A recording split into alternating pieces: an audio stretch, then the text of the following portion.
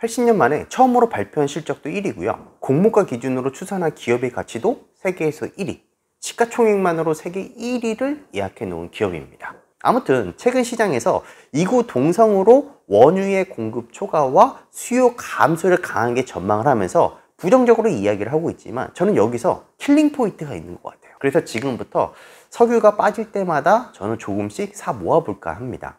물론 매수에 아무런 사유가 없으면 안 되겠죠. 저는 이 매수에 대한 사유를 총 5가지로 한번 정리를 해보겠습니다. 소문만 무성했던 아람코의 상장이 진행되었고, 또 내일 리야드 주식시장에서 첫 거래가 시작되기도 하죠.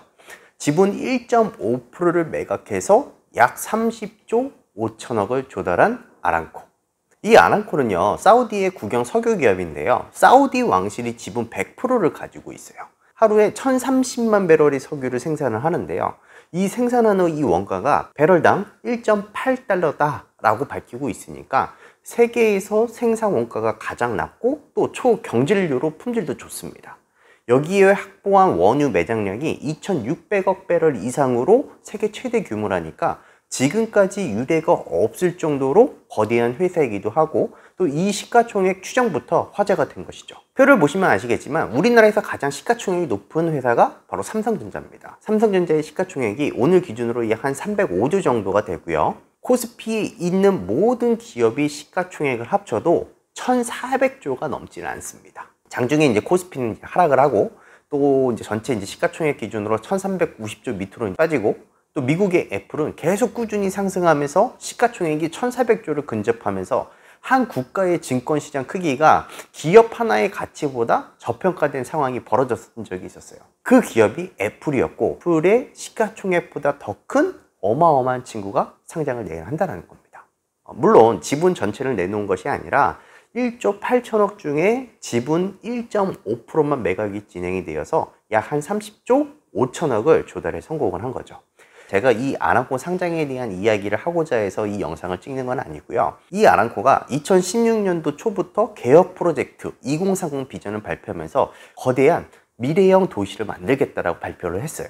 그러면서 이 사업의 재원으로 자금 마련을 하기 위해서 이 아람코의 기업 공개를 하겠다라고 한 거였거든요. 그런데 계속 상장을 하겠다고 하면서 피차 미뤄졌었어요. 사우디 왕실에서는 야, 우리 세계에서 가장 큰 유전을 가지고 있고, 야, 매장량 봐라, 우리 영업이익 봐라, 2조억 달러는 평가해 줘야 된다. 그런데 유가가 빠지니까 2조억 달러는 안 되고, 야, 너네는 1조 3천억 정도면 돼, 이렇게 이제 시장에서는 반응을 하다 보니까 계속 시기만 노려봤던 거죠. 니네가 1조 3천억을 평가하면 나 상장 안 해, 계속 버티고 있었던 거죠.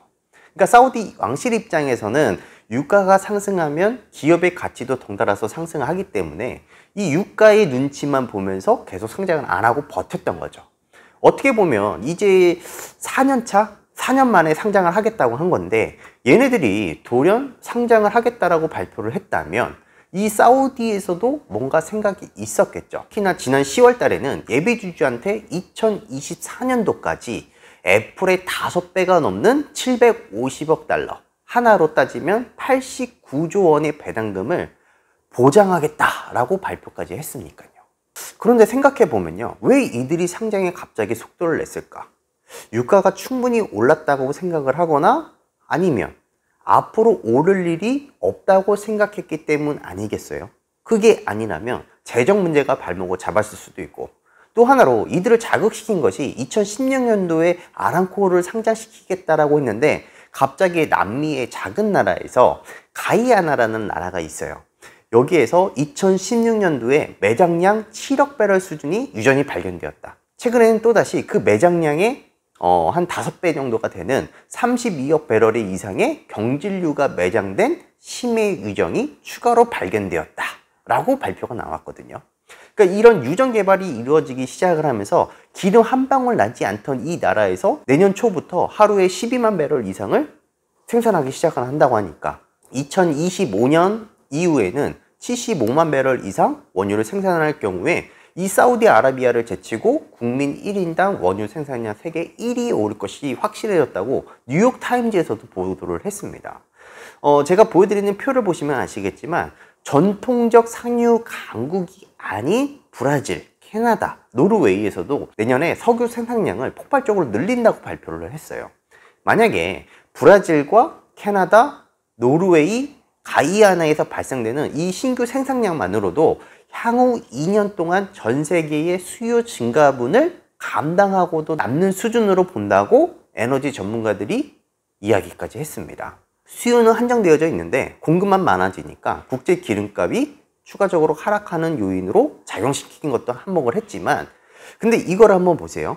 지금 현재 기준으로 전 세계 석유 생산량이 하루에 8천만 배럴 수준인데 미국이 베네수엘라랑 이란의 석유 수출 금지를 조치를 해서 강력한 제재를 하는 상황임에도 전 세계 석유 시장은 이미 과잉 상태란 말이에요. 그런데 2019년 11월 중순에 발표된 게 또 하나가 있죠. 이란에서 놀라운 규모의 유정이 새로 발견되었다. 매장량이 무려 550억 배럴에 달한다. 그러니까 매장량으로 따지면 세계 3위가 되는 겁니다. 이처럼 공급은 계속 증가 추세에 있지만 수요는 무역 전쟁의 여파로 계속 위축되고 있잖아요.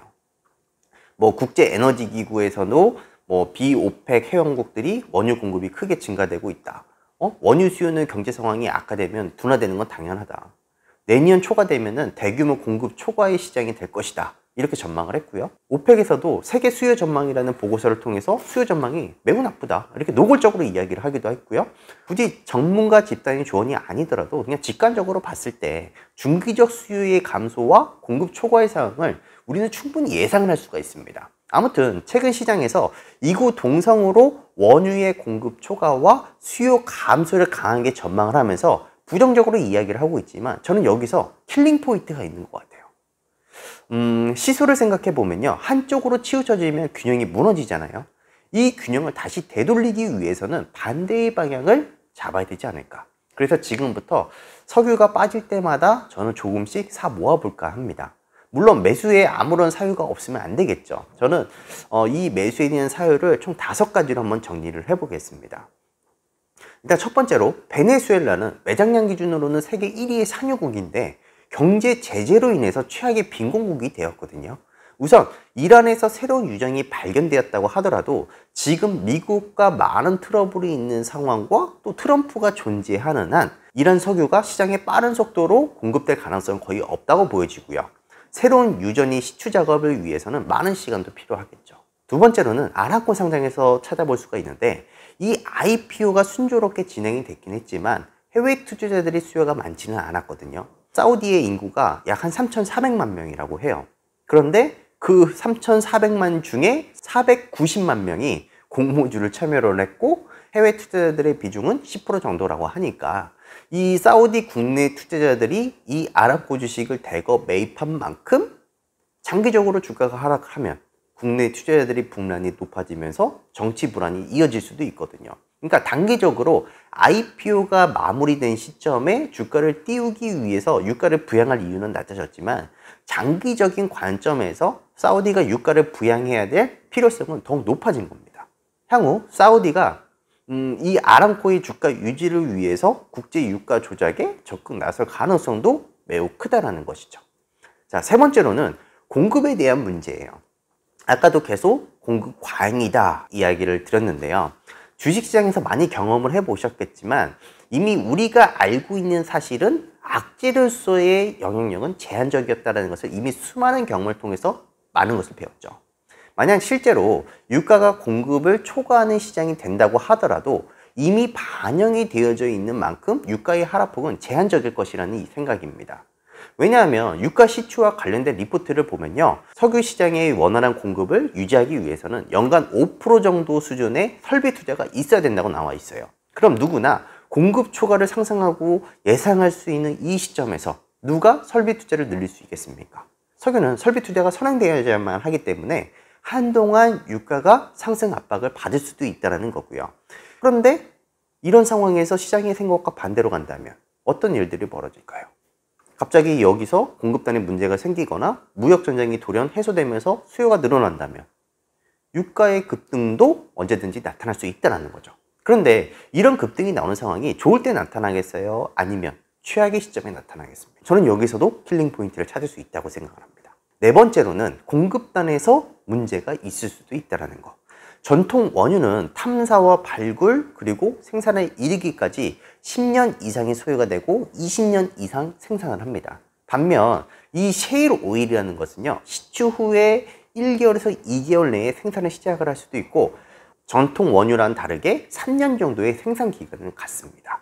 무슨 말이냐면 실제 미국이 유가 하락을 공조시킨 데에도 저는 한몫을 했다고 봅니다. 그러니까 미국의 원유 생산량의 60% 이상의 비중이 셰일 오일에서 나온다는 거예요. 전통 원유와 셰일 오일의 차이를 보면 여러분들이 이해하기가 쉽습니다. 유정과는 달리 셰일 오일은 휴정이 필요하다는 거예요. 사우디가 가지고 있는 과레 유정 같은 경우에는 1970년도에 채굴을 시작을 해서 지금까지도 쏟아져 나옵니다. 그런데 미국의 셰일 오일은 실트층에서 뽑아 올리기 때문에 대략 3년 이후에는 생산량이 절반 이하로 줄어듭니다. 그러니까 실제 시추하는 리그 수도 줄어들고 있고요. 그나마도 생산성이 좋았던 좋은 지역을 우선적으로 생산을 했기 때문에 이제 이전보다 생산성이 떨어지는 곳에서 채굴을 시작을 한다는 거예요. 그렇기 때문에 생산량도 나빠지고 있다고 하더라고요. 5번째로는 미국의 오일 샌드 생산 업체들이 배당을 늘리기 시작을 했습니다. 이건 몇 년 전부터 배당을 시작한 마이크로소프트나 애플사, 그리고 아직도 배당을 하지 않는 아마존을 보면 알 수가 있는데, 하나는 배당을 줄여서 기업이 제안한 투자 대상에 투자를 하는 게 좋을 것인지, 아니면 투자에 반대하고 배당을 늘리는 게 좋을 것인지. 물론 투자자들이 모이긴 하겠지만 마이크로소프트나 애플은 PC나 핸드폰이 보편하게 되기 전에는 배당보다는 우리 회사 주식을 가지고 있는 게, 그리고 우리 회사가 재투자하는 게 회사 가치 상승에 더 효과적이라고 생각을 했기 때문에 배당을 안 한 거예요. 그런데 이들은 다릅니다. 이들이 땅 파서 장사하는 이유는 배당을 준다라는 것은 그만큼 투자 여력이 감소를 했거나 투자 금액을 엑시트를 하는 과정이 아닐까 싶고요. 실제로 2018년도 후반 이후로 미국의 셰일 오일은 생산 성장률이 현저하게 둔화되기 시작을 했지만 2020년도가 이제 피크입니다. 이제 휴정에 필요한 셰일 오일의 특성 때문에 지금 당장 공격적인 설비 투자가 없다면 내년 중반부터는 서서히 공급량이 감소할 가능성이 커요. 내년에는 380만을 지출할 수 있다고 한다면 2021년도에는 100만 이하로 떨어지는 거죠. 하지만 앞서 거론해드렸다시피 초과 공급 시장에 투자할 사람들은 많지 않습니다. 미국 언론 자료의 발표에 따르면 현재 운영되고 있는 원유 채굴 장비 수가 지난 10월 말 기준으로 약 700개로 감소가 됐다고 하고요. 2년 반 만에 최저치로 떨어졌다고 합니다. 저는 이러한 이유로 너무 부정적으로 치중되어져 있는 이 유가 시장에서 킬링 포인트를 찾았다고 말씀드릴 수도 있는 거고, 한쪽으로 치우쳐진 균형은 다시 균형을 이루기 전까지는 어느 정도 반등을 하지 않을까. 이제 아람코의 상장도 성공적으로 마무리가 됐기 때문에 이제 여러 가지 대외 변수는 조금씩 줄었다고 생각을 하고, 앞으로 유가가 빠질 때마다 내년 초까지 조금씩 모아보면 좋지 않을까 라는 생각을 하면서 분할 매수를 저는 생각을 하고 있습니다. 저도 투자를 하기에 앞서서 여러 가지 보고서를 살펴보고 이것저것 공부했던 내용을 우리 구독자분들에게도 공유를 해드리면 도움이 되지 않을까 하는 마음에 이 기회를 빌어서 한번 말씀을 드려봤고요. 유가를 투자하는 방법에 대해서도 다음 영상에 소개를 해드리려고 하는데, 궁금하신 점이 있으시다면 이 영상 댓글에 남겨주시면 참고해서 다음 영상에 유가에 투자할 수 있는 다양한 방법과 그리고 질문 주셨던 내용들을 변을 드려보도록 하겠습니다. 오늘 영상이 도움이 되셨다면 좋아요와 구독하기 꼭 부탁드립니다.